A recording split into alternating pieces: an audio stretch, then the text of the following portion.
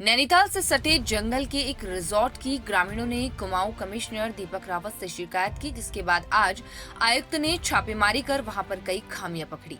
प्रशासनिक व वन विभाग के साथ ग्रामीणों की फौज लेकर पहुंचे आयुक्त को रिजॉर्ट से एक मृत वन्यजीव के सींग भी मिले। रिजॉर्ट पर जंगल क्षेत्र में अतिक्रमण करने का भी आरोप लगा है।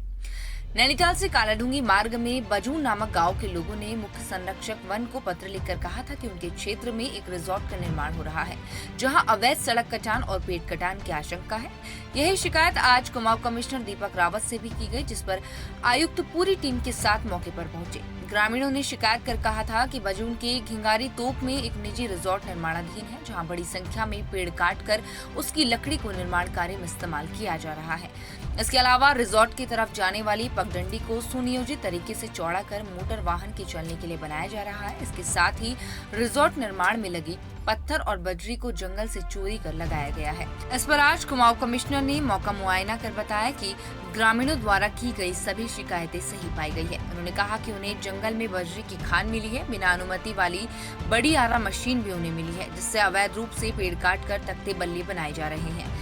वहीं एक वन्यजीव के अवशेष भी मिले हैं, जिससे वन्यजीव व वन अधिनियम का मुकदमा भी दर्ज किया जाएगा। उन्होंने कहा कि अवैध खनन पर भी कार्रवाई की जाएगी और रिजॉर्ट को जंगल के हिस्से में अतिक्रमण कर बनाए जाने की आशंका है, इसलिए इसकी खतौनी की भी पड़ताल की जाएगी। कुमाऊं कमिश्नर ने ये भी कहा कि इसकी जांच रिपोर्ट प्रमुख सचिव वन एवं पर्यावरण को भेजी जाएगी। इस दौरान उनके साथ एसडीओ राजकुमार, एसडीएम प्रमोद कुमार समेत अधिकारी व अन्य कर्मचारी मौजूद रहे।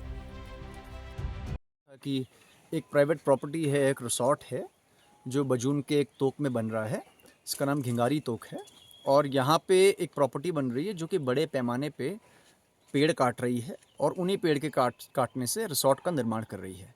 सेकेंडली उनका ये कहना था कि यहाँ पे जो रास्ता सड़क से आता है वो नहीं था, बहुत मामूली सी एक पगडंडी थी।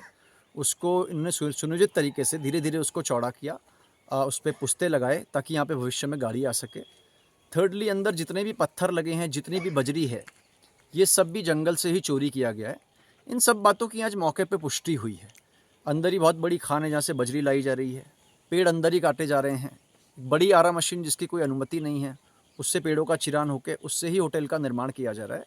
साथ ही साथ एक यहाँ पे हिरन के भी अवशेष मिले हैं, इसमें कि वाइल्ड लाइफ एक्ट का भी मुकदमा बनेगा। बहुत सी लकड़ी इन्होंने खुद ही कबूल की है कि ये जंगल से चोरी करके भी लाएँ काटने के अलावा।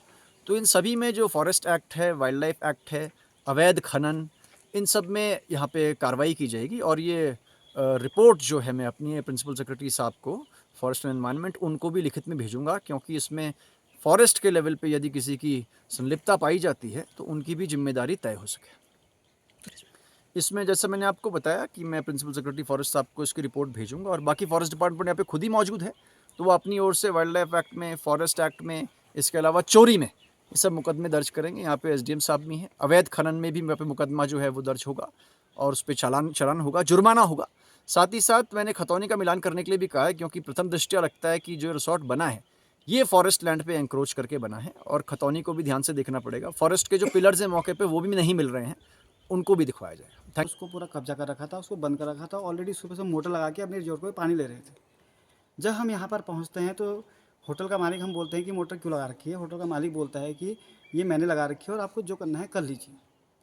उसके बाद जब हम ये प्रॉपर्टी के अंदर आते हैं तो हम यहाँ देखते हैं कि तख्ते बल्ले के यहाँ ढेर लगे हुए हैं। तो हम उसी वीडियोज़ बनाते हैं और फिर दूसरा कल का दिन हम इसको हम भेजते हैं चीफ। तो सर उसके बाद से हम जो हमारे चीफ कंजर्वेटर हैं उनको हम किसी के द्वारा कॉल करवाते हैं सर, और उनको सारी यहाँ की वीडियोज़ भेजते हैं। तो तुरंत मौके पर 2 घंटे के बाद ही हमारे एसडीओ साहब यहाँ पहुँच जाते हैं। तो एसडीओ साहब को हमने पूरा मौका मुआयना और सब कुछ दिखाने के बाद फिर आज सर आज हम सुबह हम भी कोर्ट गए। हमने एक लेटर बनाया हमारे कमिश्नर साहब के लिए और कमिश्नर साहब से हम मिले और बहुत जल्दी उन्होंने हमें मिलने का मौका दिया। और मिलने के मौके के साथ साथ उन्होंने हमें तुरंत उन्होंने कहा आप यहाँ पर रुकिए और साथ हम चलते हैं।